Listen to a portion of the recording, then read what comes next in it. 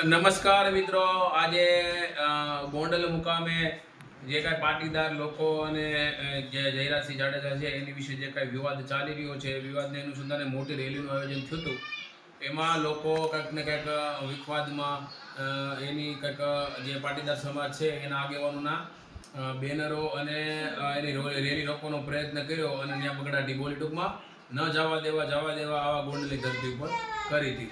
અને ત્યાર પછી મને એ દુઃખ સાથે કહેવું પડે, એક નરાધમ છે એમાં કોઈ થાર ગાડી છે, એમાં ભારતનો રાષ્ટ્રધ્વજ, નહીં કે કોઈ પક્ષનો, નહીં કે કોઈ વ્યક્તિગત, નહીં કે કોઈ ટ્રસ્ટનો, પણ ભારતનો રાષ્ટ્રધ્વજ એ તોડી અને ફેંકી દે છે. એટલે આ નમાલાને ગોંડલની પોલીસને વિનંતી કરું છું કે આને ગોતી, એને અત્યારે કેમેરામાં આવી ગયો છે, એ ગોતી અને એને કાયદેસરની કાર્યવાહી કરીને ભારતનો રાષ્ટ્રધ્વજ તોડી નાખ્યો, ત્યાર પછી નીચે પણ ફેંકી દીધો. એટલે મારી પાસે ફોટા આવ્યા છે, એ હું નાખું છું. આની પર રાષ્ટ્રધ્વજનો ગુનો દાખલ થાય અને આની ભારતની નાગરિકતા છે એ ખતમ થવી જોઈએ.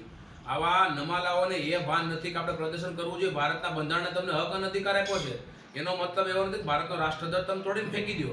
આ દેશ કયો હતો ગતિમાં આવેલો જાય છે. આ ગુંડાગીરી, લફંગાગીરી કરવાની હદ હોય છે. તમને ફોટા નાખું, તમે જો મિત્રો, એમણે રાષ્ટ્રધ્વજને તોડી અને અપમાન કર્યું છે. આની પર રાષ્ટ્રધ્વજનો ગુનો દાખલ થાય તેવી હું આ ગુજરાત સરકારને અને ખાસ કરીને ગુજરાત પોલીસને પણ અપીલ કરું છું કે આની પર રાષ્ટ્રધ્વજનો ગુનો દાખલ થાય અને જેલમાં નાખો. જય ભારત.